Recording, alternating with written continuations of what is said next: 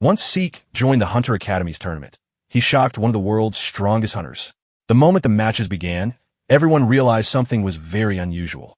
He was rushing him step by step with all his training skills at once. He grabbed everyone by their undershirt with his bare hands and shoved the entire room to the floor. He fights like a master of nature who knows that no flashy tricks matter when the enemy wants to kill him with everything he has. Even though officials and guild scouts watched from above, Maui couldn't believe their eyes. CO sprinted past the top student, making the whole hall go wild while people assumed the competition had ended forever. She walked forward like a warrior who had already conquered all battles, and suddenly she looked down at the ordinary students with eyes full of wonder. Instead of just being strong, the girl realized instantly that the monster inside Sok was much worse than brute force. That realization made her fight harder, and as he lost control, she felt his resistance grow heavier too. Fatigue began to drag him down slowly, leaving him feeling exhausted and helpless. Sayek finally cracked the door open and let all his secrets out, revealing a scary force behind him. He was about to explode with black flames.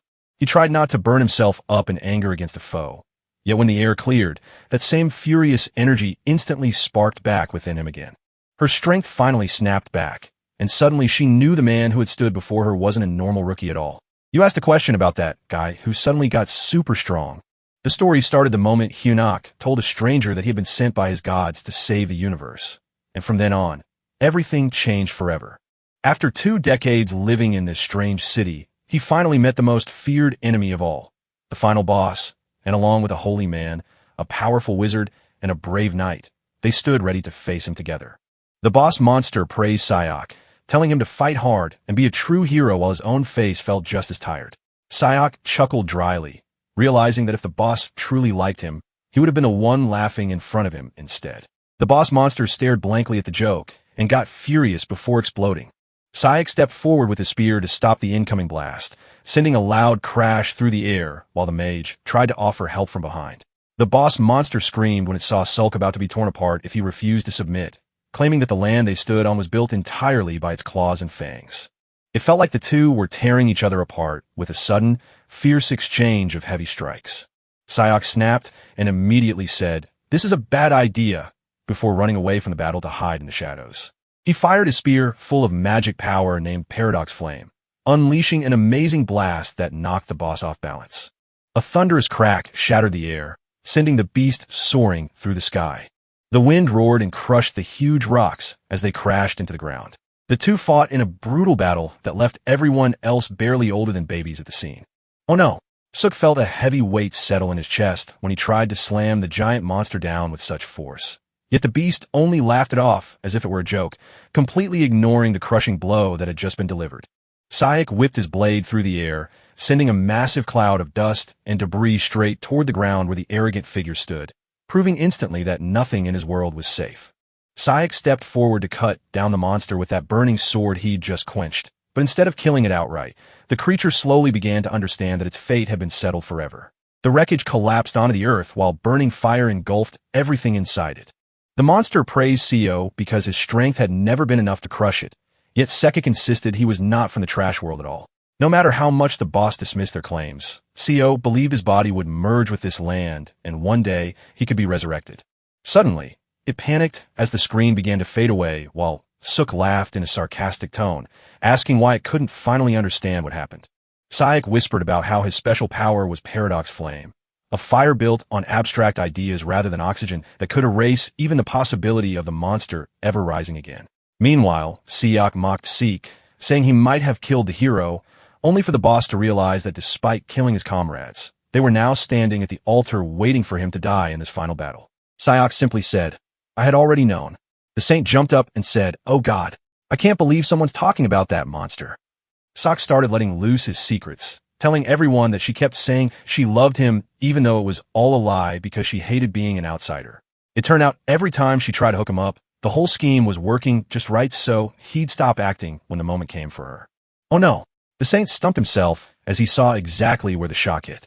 The shock continued to whisper that they truly weren't different at all, regardless of who was watching them. The story began when the king, fearing that his beloved brother Sayok might take over the throne, sent a knight to claim the massive gold he had earned by slaughtering Sayok. The mage stared at him as a new experiment began, his heart hammering against his ribs, while he mocked how easily Suk could fight through that stubborn resistance, realizing the cruelty of allowing the slaves to choose their own masters. So Sayak whispered about a secret truth to them that they knew since their first 5-year-old conversation. The monster froze in terror as he heard the word Sayak, realizing that the one who told him he could rule the world hadn't even spoken yet. The boy at Sayak turned down the offer because his only desire was to return home.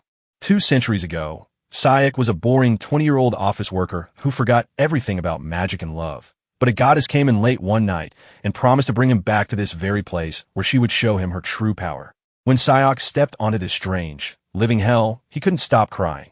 He tried every trick in his book to get home, but the goddess warned him that defeating the hordes and saving the world was the only way back to Earth. Sayak started training hard to face those monsters, who told him about how rotten this whole place is before they even made their own entrance. He once gave his life to save a little girl from the frontline soldiers. Yet when they tried to take her away, they refused to let her leave, telling her that letting her go was enough because she couldn't make it anywhere else either. It turns out this cruel world decided to throw its injured people away rather than let them heal up. As if nothing else had been worse than bad medical and sanitary standards, their poor quality made things much more tragic. Once they even sawed off a soldier's leg, just because of an infection. After successfully bringing the child into the village, Suk faced another terrifying problem: the fans. The village elders thought the boy was stuck in a demon's grip and tried to burn him down like dry wood, hoping the heat would get rid of his spirit before nightfall. Co stared in absolute shock as the darkened room suddenly felt so full of people who didn't know their place, making him realize how wrong he had been. Even though life got messy after all, Co lived on for another 25 years and finally defeated the monster to help everyone.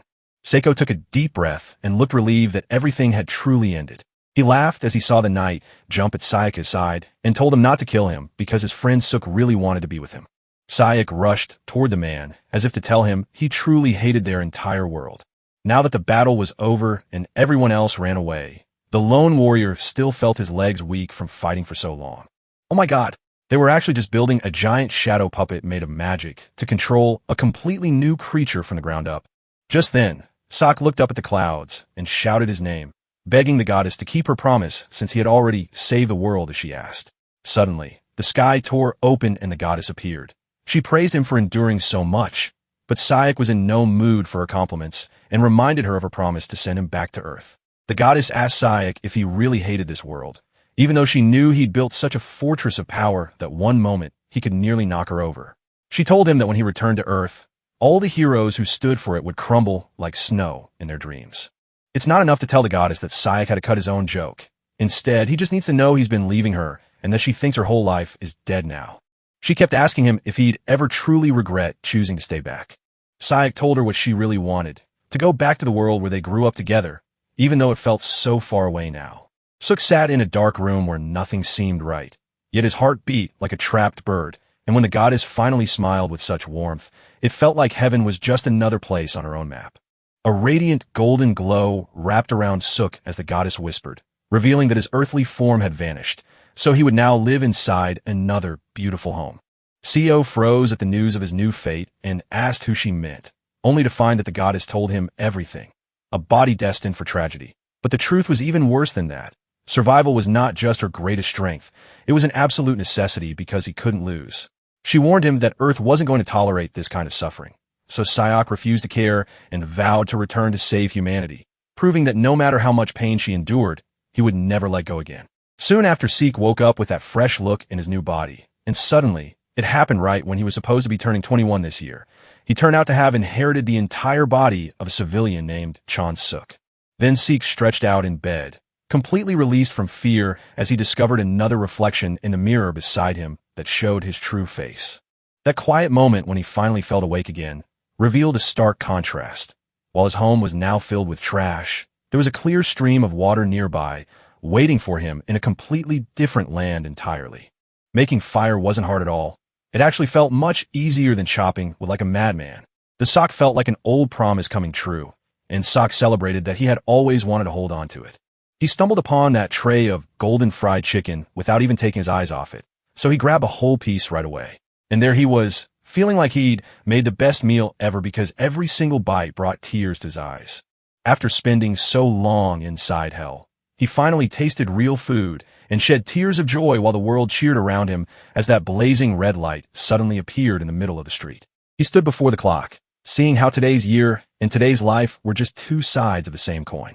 Seok sat there on his bed, not caring that Earth was as cruel a place as any other world he'd just come from, because the air freshened him up with the warmth of the shower and the cool hum of the AC, while he watched the clear blue sky above. He stared down as an ugly monster burst through the window, looking right in Seo's face. Seo screamed with terror, staring at something impossible and completely out of place. Then a loudspeaker shouted an announcement that rang through the whole place. He listened to the alarm as the news broke down. A strange hole in the building's walls, just behind his door, made him feel like he was walking into a nightmare. The announcer kept shouting that everyone had to rush straight into the basement shelter so he wouldn't get caught in the smoke again. He felt totally stunned when he finally saw those scary monsters buzzing through every window, ready to jump into their home. Seo snapped back to reality as the shattered glass let the monsters pour in like a flood. He sprinted frantically toward the chase, his heart racing as he whispered anxiously about those terrifying beasts looming over him. His clever move let him escape the collapsing building by swinging across an open door before falling into a safe alcove below. He waited until the monsters vanished and climbed back inside, sighing as relief washed over him. Suddenly, a child appeared in the distance and ran to ask what was going on. He urged them both to flee toward the shelter, but the kid seemed far more interested in the monster they were about to kill than anything else. Shock stared at the boy nervously, puzzled by what this strange little brat was talking about. For 13 years, Earth has stayed exactly like this since the kid refused to join the shelter. Syke had no choice but to follow him along. The kid explained that those corrosion rifts are dangerous gates letting monsters out, and that nobody knows why they form or when they'll show up. Hearing this made Suk reflect on how he fought for his life in another world only to come back and find Earth in a terrible condition. Syke was surprised because he had to explain everything, but the kid asked why Sok didn't know. Sok lied that he used to live in America, but this problem grew because people couldn't travel from America to Korea anymore. The boy stared at Syek with total bewilderment, not understanding what nonsense he was talking about. The boy quickly leaned back and asked, "Who are you talking to?" A little boy whispered, "That's it, Sehun. You belong to the Zanabi Guild and hold the top spot on the planet." While he listened as this magnificent warrior launched her legendary great sword toward a dangerous rift in Kairouan. Shook felt a huge rush of relief as he finished talking about Sehun. Yet he was still stunned to think that even common folks could turn their backs on monsters, exactly how he had seen them do back in the place he left behind. Suk's face burned as he pushed the loud little boy back into silence. And for a moment, the only sound left in the room was that gentle, fading shoo. It looked like they were peeking over a small hill before seeing 5 terrifying monsters lurking far away in the distance. Suk spotted a shadow hiding behind the crowd and found only 5 of them standing there. Seo silently thanked the heavens that his new body held just enough stamina to fight while already comfortable in a world of monsters. Syek thought it wouldn't be hard handling these beasts alone, but the only real risk was his own kid. As soon as he looked up, the brat was already shaking uncontrollably. Seo felt exasperated because he couldn't believe that all the kid's determination to kill monsters had completely faded when he finally met them face to face. Syok still hesitated, unsure of what to do since he was left with no weapons. Suddenly, a low hum filled his ears as he felt himself drawn towards something far away and inexplicably glowing with magic. He stepped off the edge of the cliff because he knew this matchup would be unforgettable, turning his back on everything else just for a single punch at the monster. He stepped out of the shadows and slammed into the darkness with a paradox flame. He smiled quietly because he kept that hidden skill in his soul even when the power didn't quite reach his expectations. The monster's fiery head made it writhe in agony, while the boy couldn't stop gushing about how cool Seek was. He immediately hailed Suk as his master and told him he had a special skill, which only makes sense because rare abilities on Earth are considered unique too. The monster burned brightly, but the little boy felt a sudden need to flee and check if he had succeeded in killing it. The flames raged nearby, and he sprinted toward them with a heart racing. Even though Sok tried hard to tell him not to come near until the target was truly gone, just as he thought he'd been hit by that fire, a force of nature slammed into him from behind.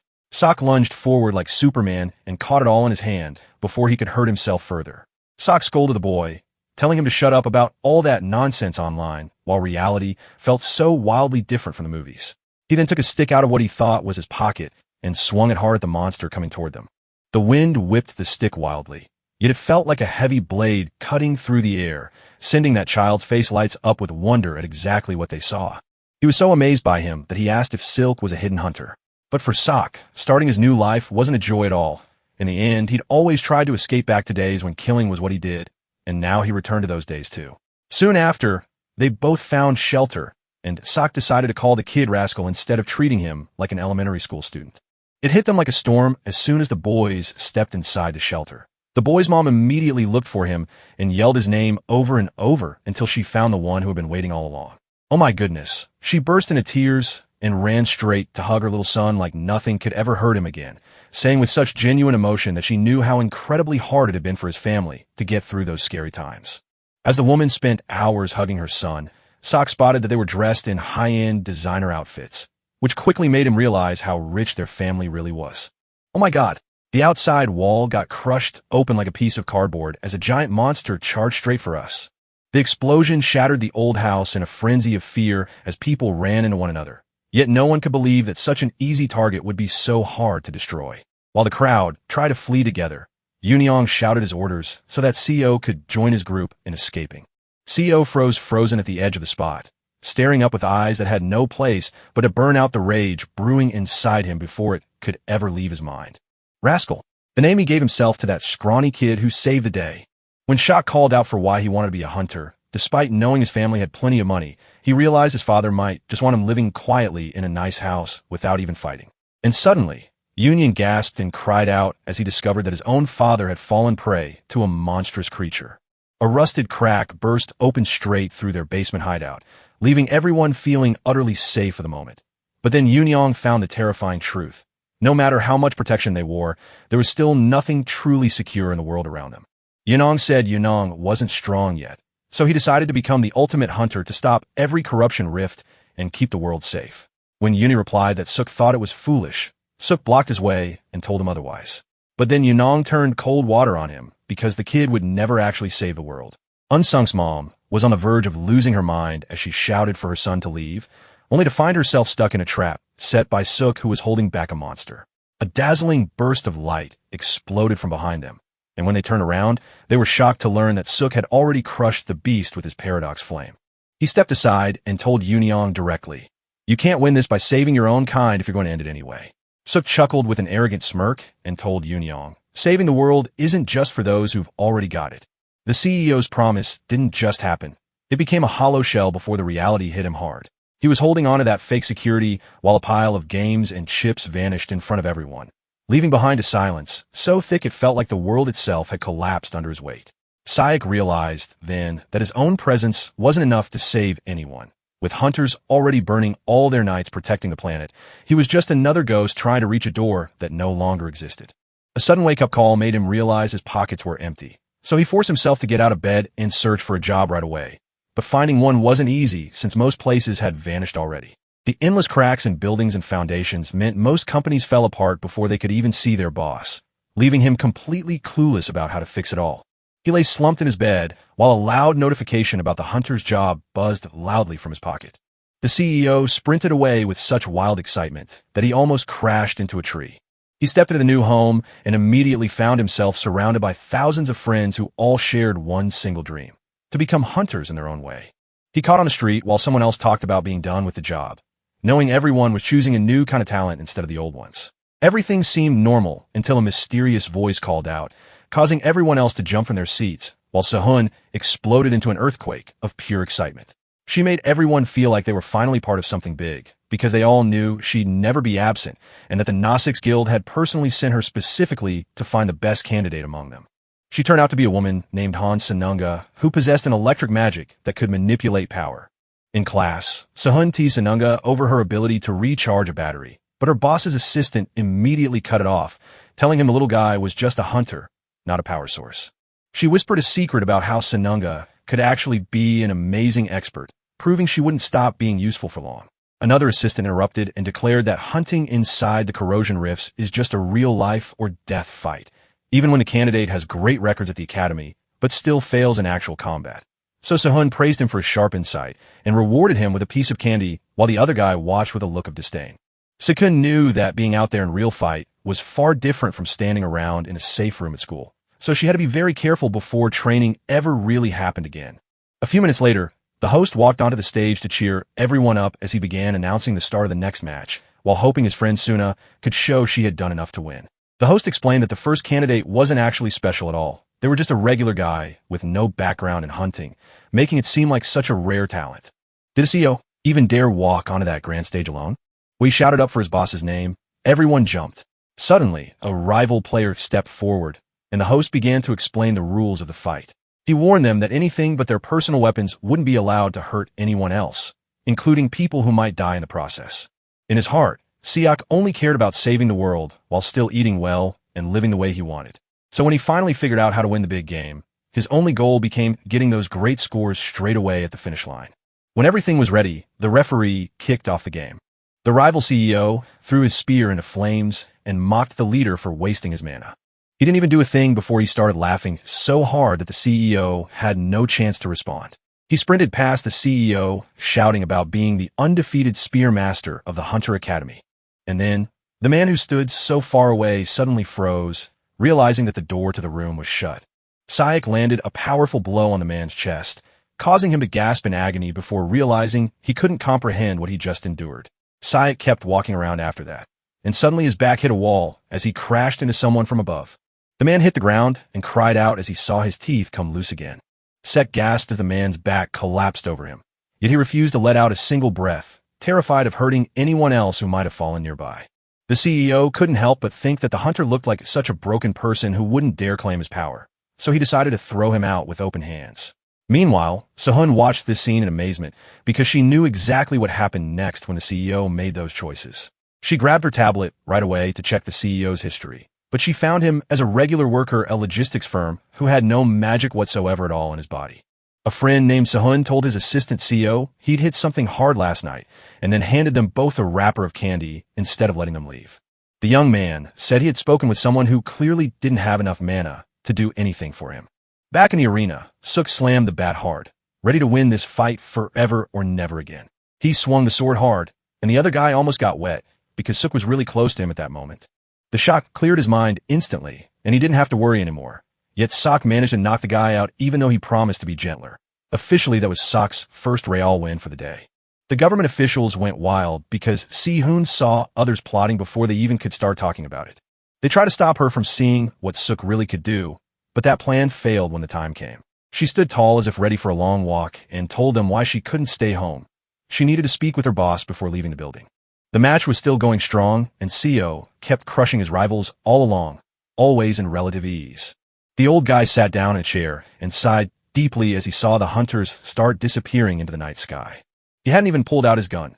Instead, he was scrambling to hit them right off the bat with all his strength in one hand. The war in the Hunter Academy left the CEO utterly confused by everything they had taught, because there was no one else to beat. Soon after the CEO pushed the game into its final round where Suna would face Suk, every single person was counting on him to stop that amazing winning streak. The moment Suna stepped onto the stage, Suk praised her, saying she was the only one he'd ever seen who had accumulated the most mana out of everyone.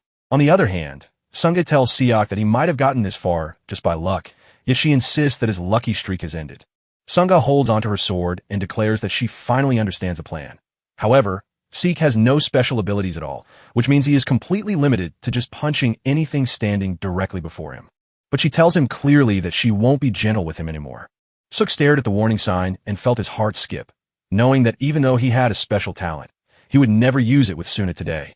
Sunga pauses for a long moment before drawing strength from her mana and igniting the flame that will burn away everything. Once she's got her energy flowing, she slams into the air and crashes right into Siak. Siak felt a sudden jolt of fear and instantly leaped from his chair to crash right into the ground, trying desperately to avoid being hit by the blow that had just struck him. Suna didn't believe in what just happened. Seek had actually dodged her lightning-fast strike by jumping, while Siak was impressed by her skill. By channeling an electric current through his blade and hilt to create magnetic fields, she combined that force with the power of a sword draw, turning it into a powerful railgun. He told Suna that she was his best friend yet, only to point out that she forgot a very important part of himself. She shouted, "I think I'm just chasing after lightning," because she never stopped looking for it while swinging her blade through the air. She told him nothing could stop him if he moved too quickly. Even an idiot wouldn't hesitate to step in front of the punch, as the attack was already perfectly designed. Suna keeps clutching Suk like he might have just won a big game, but she knows the other girl is smarter than anyone else and doesn't let him get cocky either. When Suna tries to rush in on her own slow move, CEO simply sidesteps it without even asking what she's doing so stupidly. He already dodged her fastest move, but Suna keeps trying with her very slow technique too. CEO Kunga's move isn't just an attack. It's a shockwave of pure power that shatters the earth around him, sending everyone flying into space. CEO felt a sudden rush of power and realized she was about to push herself to her very, very hard limit. She'll break down completely if she keeps doing that. Seek decided to pull out the last of those laughs and say goodbye to all that was left behind after a long day of playing together. He teased her gently, reminding her that if his next action hurts her, she has to lift her left hand out of the way. Sunga barely moves when her opponent hits her hard, knocking her out of the fight before she can even catch her breath. Sung's defeat stuns everyone, yet a quiet surprise strikes as Sunung suddenly lifts her hand instead of reaching for it. Seo laughed at a funny joke where he pretended to raise his own left hand when her friend asked him for help, only to be stunned by the fact that she did exactly what he had said. As Suk prepares to walk away, the referee instantly checks his watch and shouts, "Oh my god, the schedule is all over again." Suk sighs when he hears the coach tell his team to rest after the game ended so quickly that Suk has to stay awake thinking the referee blew the whistle on time. The referee stepped up and shouted a shocking news report, but when he realized the clue was hidden behind a giant screen the spectators couldn't look at, everyone went crazy. Suk immediately guessed there might be something totally different going on with that top 5 hunter. It turns out this hunter is none other than Sehun, and Sayak wonders if she's actually here to test his incredible abilities. Sehun steps onto the stage with her great sword, telling Sayak that he has to fight him because there's no other way to verify his skills. The mysterious woman who knows her place at work starts to say hello to the guild's newest member while quietly suggesting that a stranger find her a better partner. She tells Suk she knows exactly what will happen next because a sudden fight means nothing different than anything else. Seo looks deeper into the room to see why Sehun is so top of the world. But even as he knows he won't be able to face Sehun right now, he just laughs it off and goes for his chance. It seems CIH wants them to begin the game right away, which definitely shocks the referee. He walked confidently and revealed that his condition is still very good, even though he hadn't used up much of the energy yet. Siak decided to fight Sehun because he knew he could win the tournament if he took on that opponent. 10 minutes after the match started, Seek held onto his spear with desperate strength and hoped to see if he could even raise it above his head. The guy wasn't surprised to find himself standing right in front of a girl who had more muscle mass than all his friends combined. Even though the man struggled hard to shove Sehun away from him, he quickly caught his breath and noticed that his fighting speed had dropped significantly behind the early rounds of battle. Chao Seo saw gaps during the fight with Sehun, yet he couldn't move fast enough to use them. He was soaked through and utterly tired from a 30-minute battle with Sehun. Sehun teased him, telling him it's been a while since she got a good warm-up, but she never expected Seo to get so tired just when they started. She was still very impressed that Sayak could handle this long, even though he initially thought he'd collapse within the first 5 minutes. Chow. Then he charges forward towards Seo, ready to finish the game. Sayak scrambles, staring as a giant cat. Sehun bursts through the window with surprising speed. He suddenly knows his entire stash of mana is gone, let alone the tiny bit floating around him anymore. While he hesitated to unleash his special power, it clicked into place just before Sehun struck. He unleashed a flickering paradoxical flame that caught the opponent off guard and threw him aside before impact. Chao is totally shocked by the fact she really thought Seo couldn't dodge a sword so powerful that, in a moment of pure disbelief, he managed to parry it right back at her. She noticed the bright red flame dancing wildly on his skin and was just as eager to find out what's happening next. Suk had just tapped into a secret that made his heart race, and now he's ready for the adventure ahead. The fire inside that strange box actually refuses to let go of its contents, unlike how ordinary flames do. Seek felt a sudden, roaring urge to blaze away everything he knew as fuel, but the only thing left burning was just his own mind and his exhaustion. Sayak sprinted towards CH, leaving the air rushing behind him as if he had run at a blistering speed. Sarun slammed into the ground with an explosive force that snapped Seo's legs apart, leaving him scrambling for air as he tried to save himself against the crushing impact. She gasped as Seo finally came back from his deep dive and looked straight at her with wide eyes. They fought until the clash tore the air apart with thunderous explosions of sound and beams of light that blinded everyone around them. The flames were buzzing with energy, but seeing how much of it came from abstract ideas rather than real heat made it strange. Sayak had no choice but to summon his own power to keep burning that strange fire, just for a moment longer before it could consume him completely. Co refused to give up. For so many years, war and battle would have been his only way. At one point, she asked Sak if he could cling to her, and Sayak bravely promised he would.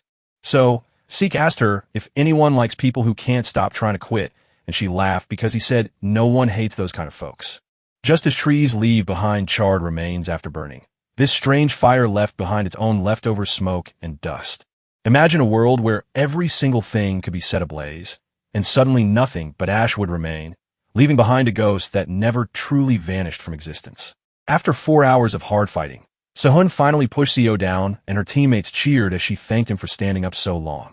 As soon as Sehun won the lottery, she grabbed a big lollipop out of her pocket and handed it to Sayak, joking that her business card was wrapped in the same glittery candy. Sayak stared at his business card while Kahoun talked to him about what they should do next. When Sayak asked for a call while he waited for the rest of the selection round, she quickly called him back to get the news before the game even started. It turned out this phone was all the keys he ever needed. A giant man suddenly stood in the way as Shock sprinted toward him, and he saw it right there. Sayak asked who he was, yet the stranger simply offered him Co's business card instead of a proper introduction. Sayak checked the log and saw that Yusuzum Hyan was actually a partner hunter from the TBX guild who wanted to help Sayak get into his own clan without wasting time. He promised Sayak that if he could make it, he'd become a star if he worked hard under his wing. But then Sayak remembered he had an appointment with CIH, so he couldn't answer Hyun right now. Silky Ho gently explained that he was waiting for his big idea, while the other guy erupted in laughter and forgot exactly how long it had been since he thought of something. Immediately after grabbing Sak's shoulder and moving closer, he then told him to think it through carefully.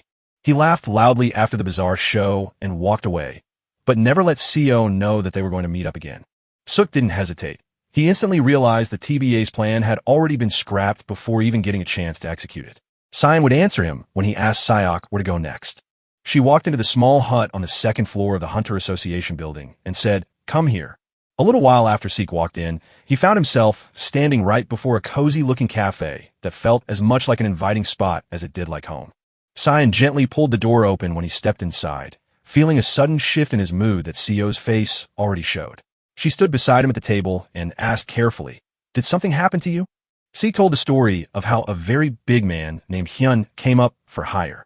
He was stunned by how much Hun wanted Co involved with her own group, so she urged him not to let anyone else try to get in his way, and then asked Co why this rule only worked for Zainab. She told Sayak that she didn't want to hire anyone, which left the man wondering exactly why she was asking him about something she didn't want to do. Then Sehun said to Sayak, "I want you to become a free-herding hunter without getting caught in any of our guilds." Kaun told Seek that Hyan probably meant to invite him just for the junior spot. Suk got lost in thought when he asked Sehun what his job was, thinking about a new partner. He even said hunter meant Suk wouldn't be from an academy, but Sehun explained that hunters are usually divided into 3 ranks: junior, senior, and partner. When juniors and seniors join as partners for their guild, they stop feeling like regular paid workers and start sharing the company's big profits with each other. Well, at first glance, these people appear to run businesses like law firms. But actually, it looks like they started their own private armies when they first set up those guilds. Oh no! It turns out the most exciting job in life never requires you to walk into a club, climb up the ladder of leadership, or even get your name on a team at all. Just make sure you're brave enough to take the plunge. Shock finally understood everything Sehun was saying. Basically, if he became truly famous and performed amazing feats, the major guilds would instinctively chase after him. She smiled and handed Sak a piece of candy, which made him wonder if that strange woman was just trying to make him happy. Then Sak reminded Sehun that he had no umbrella and no connections, making getting the decent requests almost impossible. She promised CIH that Sayak would be very generous and let him finish the work without asking for a single cent. Shock wasn't quite happy yet. He still had a fuzzy sense of what was happening, because CIH was trying so hard for his own sake. In short, Sehun told Co she just wanted him to remember later on how, back in the day, there used to be a guild called Zanabi where someone could help anyone they needed when they were out of place. In brief, Sehun was helping Sak so that he would owe her a debt.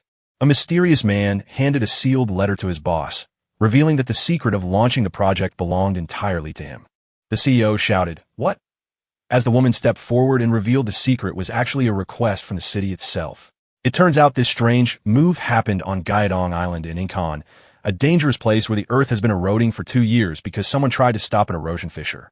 Seek asked if his job was simply to get rid of the fissure, but Si-hoon clarified that it was actually about patrolling the island, and any other erosion fissures would have to be handled instead. The trip started in a month, and both AI and the CEO received $15 million in a one-time payment with a bonus for success. The CEO was so upset because he'd been told his salary would never come out, since the position could mean death or prison. Sarun asked Sayok to become stronger so he could rise to the top, but when that plan went wrong, a flood of cash finally poured into Sayok's pocket instead. So he said yes, which was exactly what she needed. Sehun jumped to her boss's office and shouted, "How did Suk do that?" The woman at his desk asked who he actually was, but instead of pointing out his missing papers, she simply told him it was just a regular guy who failed to pass the job test. The boss laughed and said, "That's not crazy at all. Si-hoon just told me he fought his way through nearly 4 hours without stopping." So even though the boss felt Suk had been pretending all along for days, he still held onto her like a secret treasure and couldn't let go. Sehun reminded her boss that she was a veteran hunter with 15 years of experience, and all her skills had been forged in hellish dungeons. She emphasized that under normal circumstances, she could easily toy with Seo, but he really made her struggle by dragging it out for 4 hours. Sekun smiled with a grin so wide it nearly covered his mouth as he saw how Seo had already beaten the monsters before her own eyes and said she would never see them again. The boss, who felt so tired listening to her try too hard to hype up Silk, questioned whether the mission he'd been given needed someone actually skilled at fighting. The man was anxious because Suk couldn't seem to cope with the sheer force of those veteran hunters. Cycle said, "Don't worry about anything, for I've got people who can actually help out." The boss trusted Sehun because she had really figured out how to run every guild's operation. The boss asked Sehun what the CEO would be like at that level, and Sehun confidently said he could smash down even him. Back then, Suk had bought an arrow and a potion for his apartment, but it turned out to be a magic drink meant to let hunters instantly refill mana when they need to control it, so Suk was able to hold the mana in his hand and use it as soon as needed. The CEO takes his magical power into a new kind of adventure by skipping through the usual steps and instead diving straight into the magic that lives right beneath his feet, like a brave explorer reaching for something hidden just below the surface. Ahem, but watch as the CEO dips deep into that endless pool of magical energy in the sky and unleashes its power without any ceiling. As we absorb and release magic, our circuits get better at taking hold, letting us wield even more powerful spells. CEO had to wait until his mana circuits grew strong enough before he could unleash those mighty attacks quickly. So instead of fighting to the death, he simply drank in a little bit of elixir. The man trusted himself enough to train for another month just to feel ready to face those strange people again. Meanwhile, the hunters were already gathering to see who they were before even getting onto that tiny island. When you finally figure out who Sak really is, the official tells you his name is Squad 8. Sayok steps forward into the group and lets out a quiet breath, completely still as if he never meant to speak again. Just then, he heard someone calling his name, and when he looked up, he saw it was Sun A. She was wearing a tank top that showed a scar running down her shoulder. The team was surprisingly united, yet the CEO demanded a tough mission because he knew you're tougher than she is. The CEO laughed nervously as he told her his shoulders were about to crumble under embarrassment. S.A.'s sudden inability to take a joke hits hard as Seek remembers how she once actually held out her hand to surrender during a match, showing just how dull and boring she really was. A second after the whistle blew, the squad stood together as a senior officer handed out the final instructions for their upcoming adventure. The mention of new hunters on the team immediately brings to mind the beloved Seahawk. He explains that erosion fissures are graded from 1 up to 4, where the higher the number, the riskier they become. And he points out that fishermen who make their mark first get a special prefix added to their name. It turns out the alpha erosion fisherman on the island lives right next to a church north of town, but he claims this unclassified spot won't change because the erosion will get worse over time. The official warns them not to approach him, telling them their job is strictly to patrol the area and catch any new erosion fissures that might show up. The handsome blonde guy on the team gasped when he heard about their upcoming elimination mission and how they'd be stuck with a newbie for it. He barely noticed when that strange behavior from the entire team caught his eye for the first time before they even left. The news arrived that the main control room was still working and everyone could reach out to us anytime we needed a hand. As this final message came in, the team sent off their messages about good luck for every hunter who ever got along well enough. As soon as the veteran hunters arrived at the island, Siak stepped in and told them to set up a base at Huijisa Temple so he could handle things more easily. He showed them exactly where the temple is on a map, but they were shocked that they were being ordered around by a newbie small fry.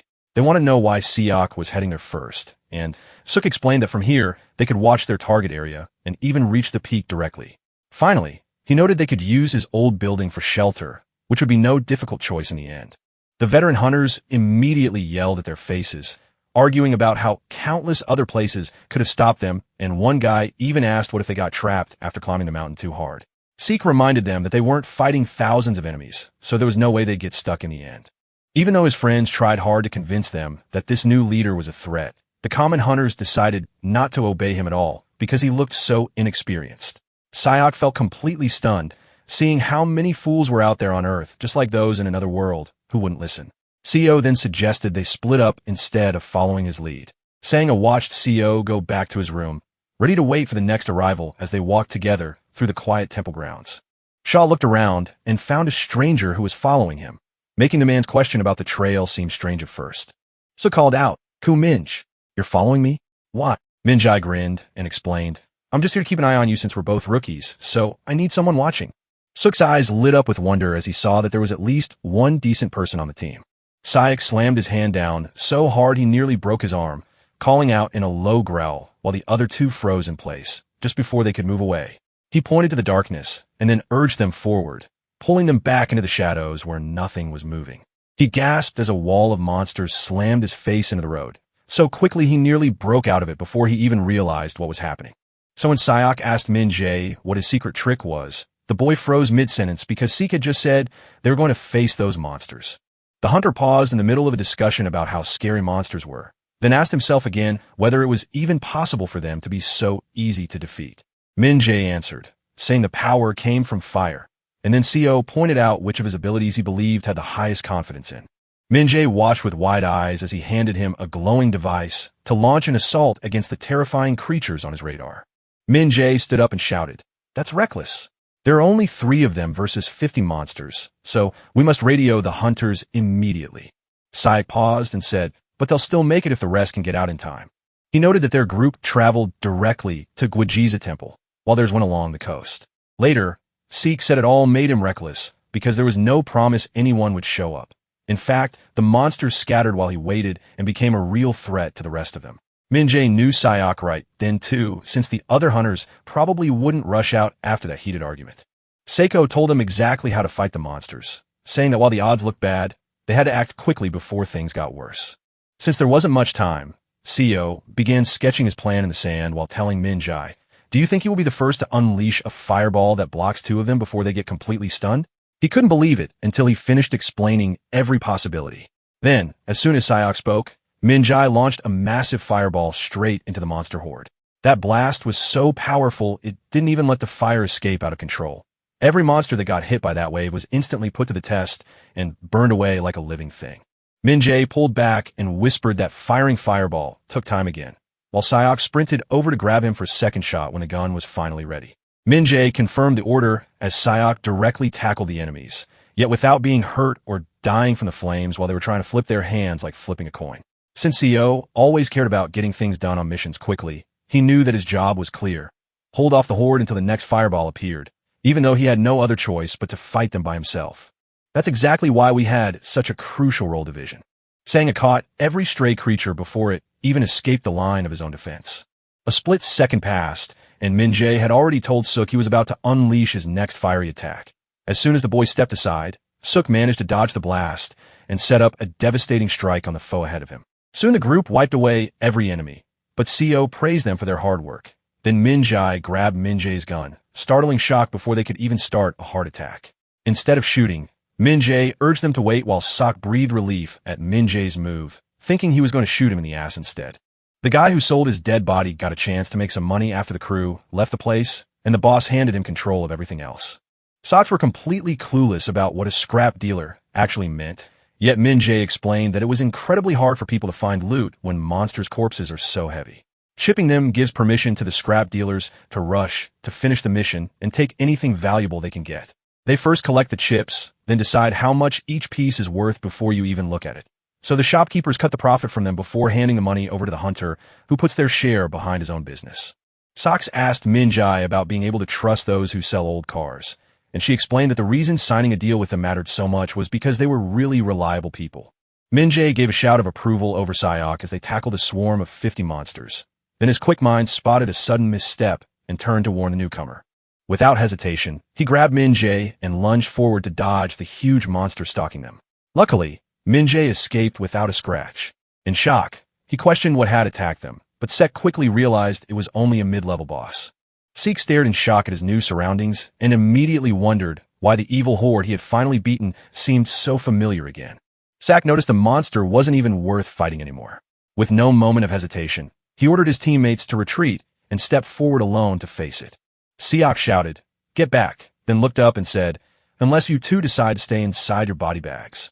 The gravity of the CEO's voice made everyone pause. Deep inside him, he had already calculated that the monster needed someone brave enough to take over alone, so he was free to unleash the fiery paradox on it without anyone stopping him. And then, right when the CEO was done thinking about his plans, he whipped out a giant rock and slapped it against the wall. 1 second after that, Mai asked Senga whether they would be assisting the CEO when things went wrong. It was only natural that Senga told him it wasn't needed, even though Suk looked like he was fighting in a desperate way. And then, while Seek was still trying to dodge those nasty strikes, she realized they could do more damage than just hurting her.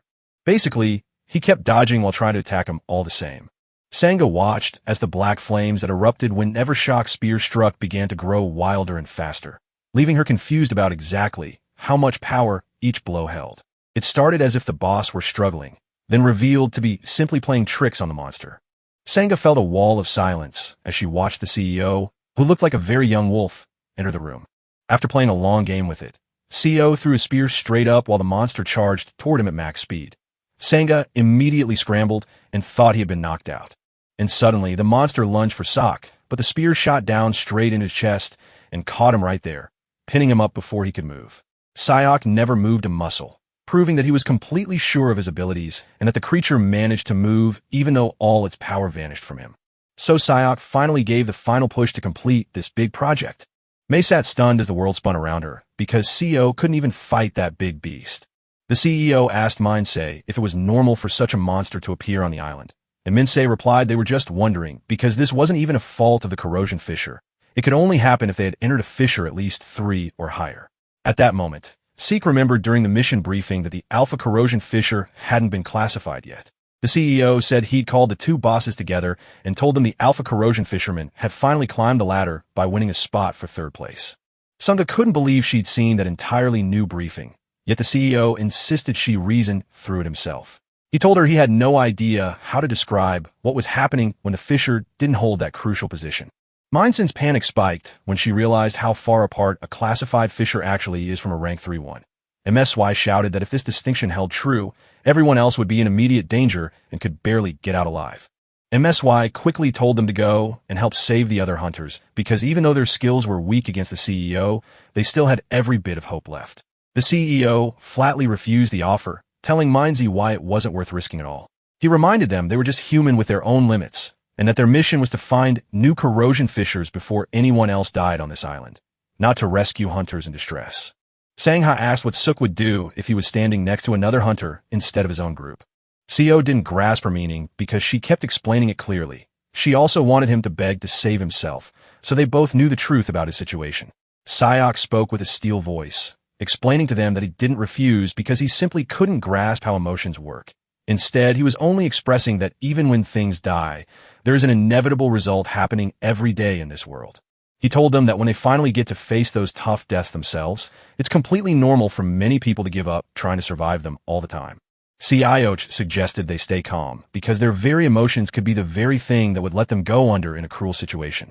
They walked through the moonlit night until their feet touched the sacred stone of the temple that night. Sayok walked through the dense crowd and said with a wide smile to everyone, that building was very safe. Misty smiled and felt a thrill knowing she had finally spotted all the others where they were hiding under the trees with their torches lit up like friendly guides. But Sok wasn't quite sure since turning on the lights felt like a big invitation for foes to join him. Even though his friends seemed strong enough for normal foes, he was still terrified that something even tougher might show up, so he couldn't let them go just yet. The boss decided to call out his crew, telling the hunters he'd bumped up their level and told them not to light up recklessly because those dangerous beams could hurt them too much. Sangha asked Miney whether the other monsters might vanish if the fisher's core were destroyed, and MSY confirmed it. He then told her clearly, without the energy coming from the fissure itself, the corrosion zone would disappear. As soon as he heard this, the CEO realized his mission was simple: destroy that very fisher. The CEO stepped away from his desk just as the other two were drifting off into deep sleep. Before leaving, he had rigged a loud alarm so it wouldn't ring unless something dangerous came along. In that moment, he thought he could slip out of the office and come back to safety without a single worry. Crossing the forest, the CEO was silently pleased to finally know where the alpha corrosion fisher hid. During the briefing, Sok had already planned things out and started speaking too early. But as he ran into a new boss-level monster that seemed even more terrifying than his last one, he couldn't break through it. In that crowded Hunter Association situation room, everyone was so panicked that they thought everyone else was gone too, even though many of them were still alive. But it didn't stop there. Reports showed monsters moving in perfect order while casualties hit Team 3, so the team leader got mad. He wasn't getting help. He panicked and told his superiors they needed reinforcements. So he activated a communication network to ask all nearby hunters for urgent cooperation. As they walked, the news came in. Someone had found them on the edge of the alpha corrosive fishery. The team leader felt a sudden wave of horror when hearing about the news, so he ordered his subordinate to call that person right away before they could do anything else. A report came in saying the hunter who was heading toward the alpha corrosive fisher was actually the CEO of Team 8. The team leader pulled out the terminal key and shouted into the phone, "He's got me." The team leader was instantly shocked when the car caught fire and became the first to reach the dangerous situation because the explosion had been a completely new kind of thing. He knew that since Siep was walking straight toward the alpha fisher, it meant he alone had all the answers to solve it. By the time they got in contact with Siep, he was already bracing himself against the terrifying beast that had just emerged. The Siep shouted into the control room, scolding everyone for ignoring his orders to check closely before using that dangerous liquid on the victims, causing the entire team to quietly mute him down. When Sup jumped back from the roaring beast, he suddenly felt his own fire flicker and vanish before he could see what happened next. Siep felt like his heart was racing because his paradox flame was suddenly weak after absorbing so much magic from that big island fight. Sup sat there on the crumbling stone of the island because he had nowhere else to go and couldn't let go of his soul. He chased around for a while and then spotted the alpha fisher, realizing he had finally found what he was looking for. Without hesitating, Siep slammed his fist into the crack while taunting the monster to chase after him, hoping he'd found what he was looking for. They were completely frozen and stunned at the moment Siep's GPS signal suddenly disappeared from the corner of the room. They finally understood that the man had stepped into a dangerous hole filled with deadly gas and radiation. Siep gasped and stared at the fisherman's cabin, realizing that the pristine look must have come from weeks of hard work. Sup looked at the massive creature on top of that, wondering if a level 1 or 2 fisher could fit in. Just then, the boss monster slammed into the arena, and Sup knew he had to stop now. It was Siep who had trouble with that strange fire, but he managed to get away from it before anyone else could. He might have been able to crack open enemies with just one flame, but if he tried to hold back that power while alone, it wouldn't help him fight anything at all. He swung his sword at the beast and unleashed a torrent of fire that engulfed everything in its way, while at the same time drawing all of his power into his very muscles to make him stronger than ever before. And a deep breath filled Siep's lungs, showing him exactly how much he had been waiting for every single second of that time. But as soon as that moment ended, the beast erupted into a roar that shook the very air around them. She jumped instantly and saw exactly what she needed to do next. It was only a few minutes later when other creatures started appearing, but Siep didn't even flinch. The horror in his bones made him jump as a loud shriek came from nowhere behind him, and the ground shook like a drum while the monster roared. And he knew exactly where to run when the sound died down. Despite that, Siep spoke up to his boss and yelled that he had convinced the monster to use a strategy based on sheer numerical superiority that proved completely ineffective. He pulled a wall of hot air around him as the beast roared and ran away, whispering that despite his new power, he wasn't quite so powerful when he first stepped out of the old city. The ninjas told a story where the strongest thing in this place was actually their own fishers, and they were all terrified to hear that news. Suddenly, Sup slipped into a wall of chaos when a talking monster punched him from behind, and he used his reflex to dodge the incoming strike before it hit him squarely. He turned and looked past a terrible creature that seemed too smart to be scary. Sup gasped, realizing the monster spoke, and paused long enough to let its hidden fire go out so he could finally see it. As he zoomed in, he saw a horrifying truth. The creature standing in front wasn't just anyone, it was the very heart and soul of the big fish. Aopi stepped forward with the strength of a god, ready to unleash an unstoppable 4-hit combo chain and strike without a beat. He slammed his spear into the beast with all his might, but the creature retaliated instantly by sending back a sharp arrow. As the pressure from the new spear grew stronger, Siup fired his dual spear skill and unleashed an explosive burst of energy that shattered the enemy's own blade. His split double shot flew through the air like a blue ribbon drawn across his own path, looping around so many times that every time he brought another blade down, he could feel that same blue thread wrapping itself tighter and tighter around him. It felt like a perfect, repetitive skill that could only be used once before it got tired. But what if that cool blue arrow got too slow? That would mean you'd finish up a terrifying, endless double-loop spear chase. Oh no! The monster wasn't charging towards Siup. Instead, a spear shot straight through the air right when he stepped forward, knocking the creature back just in time. The beast let out a roar as it grabbed its spear and threw a massive punch, sending the monster flying into the air with such force that it vanished almost entirely before anyone saw what happened next. It was not quite the end of their first day at work that Siup actually had, because he suddenly found himself holding onto a mysterious box in his hand. The people in the control room were still panicking, believing it was all over. Because the monsters were spreading relentlessly, the entire team watched in horror, and only a miracle could save them. All the hunters would be wiped out because they had rejected the captain's request for reinforcements. The captain received a message from Siup, who just stepped into the deep fissure. Upon hearing it, he demanded the mission details and instantly saw them on the main screen. To his delight, Siup revealed that the deadly alpha corrosive had been neutralized. Just then, as Siup spoke, alarms began sounding showing the fissure was gone, and the whole horde of monsters vanished with a deafening crash. When the captain finally listened to the news, his heart stopped in mid-church and felt as though something miraculous had happened right after he prayed so hard for it. He looked around and thought desperately about what Sook had actually done so far. It took a little while for the group to realize that even though the ninja wasn't looking anymore, the monsters were still there and Sana couldn't make it back with them. So Sook had to ask Senga if they could at least survive until they got away safely. SA finally hit the ceiling of her endurance. Yet even at that point, she couldn't figure out exactly how many more days she could endure. Suddenly, a monster lunged straight for them, while Sa stood ready to dive in and get out of their way. And suddenly, the sky turned gray as she felt her heart drop in a sudden, sharp blow. And suddenly, the floor gave way under her feet as she crashed into a wall that seemed to swallow her whole. She let out a long breath, tears streaming down her face as she watched the world fade away. Sayok pulled back with surprising speed when a rift's core attacked him, causing monsters to vanish as if they weren't there at all. A few minutes later, he returned to find injured people gathering nearby and spotted a group of aggressive creatures storming around, leaving everyone scrambling for cover while he waited out the fight. The other hunters who had previously refused to work together told him they had heard the news from Seo, that he had cleared the rift by doing it all on his own, yet they were shocked and couldn't believe such a level 3 rift was actually something a rookie could handle alone. Seo sprinted to his teammates as MSY gasped in shock when Sayek admitted he handled the rift alone without help. And Seo immediately told Mai that deep down he wanted to do something right despite all the smooth sailing along. An official rushed forward to introduce himself as Bon Jungai, director of the 3rd branch at North Ensign, and they were still chatting when he arrived. Bion told Seo that the mayor had asked for an audience, and it turned out to be a good idea. The next day, Seo climbed into the rain-soaked office of the mayor and didn't care about his fate at all. He was ready to renegotiate his reward before the rain even started.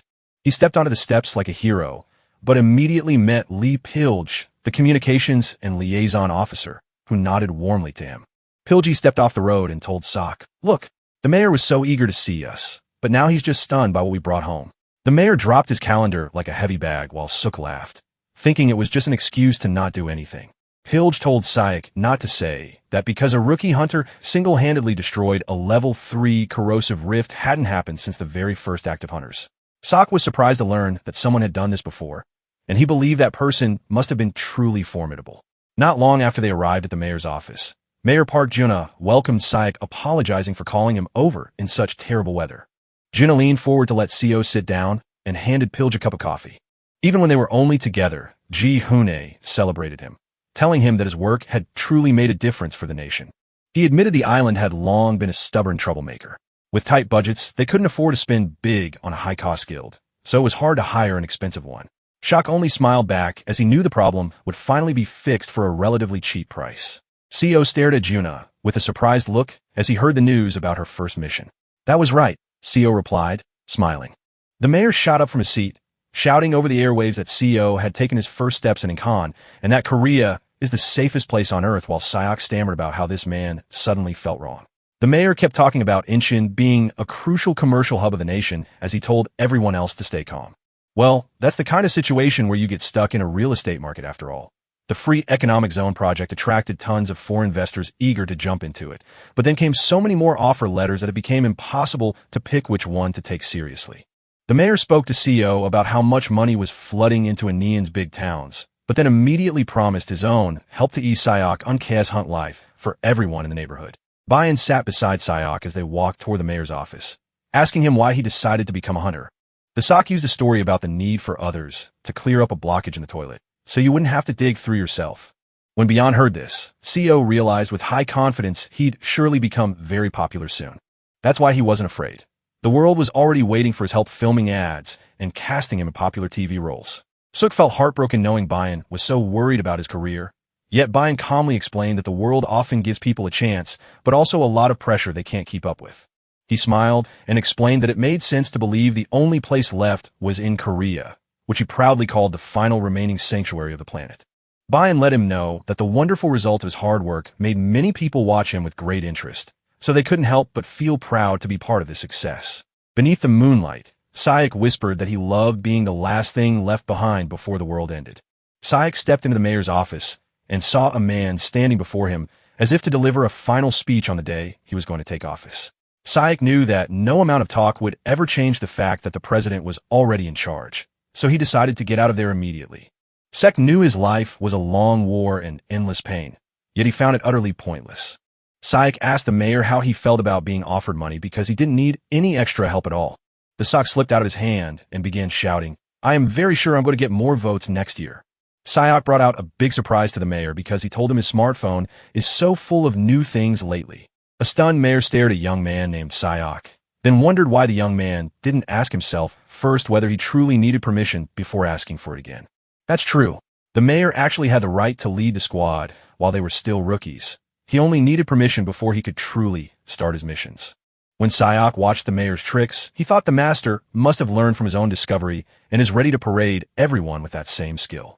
The mayor then told Sayok he had maintained close relationships with many companies, both at home and abroad. He lightly tapped on the coffee packet, whispering that his advertising model's brand had a contract ending soon. He decided to swap Sayok's face for those of the CEO's. As he prepared to start talking nonsense again, this suddenly jerked up, slamming his coffee cup flat against the table while shouting, "Hey, are you sure you think that's some kind of low-key deal?" The mayor felt a sudden wind of shame, for Sok pointed out that everyone is now too tired to hold back. So he decided to fix the bad news by making sure no one would ever have to face such a bleak future again. The mayor saw him and said, "You can't get what the man is saying unless you work like a real hunter." He smiled to say it all worked out. Sok finally stood up, ready to leave the office while the mayor kept trying to push him away with promises of safe and lucrative jobs. Sok walked out, leaving his boss behind in a final plea that offered nothing but garbage, turning over his immediate coffee machine.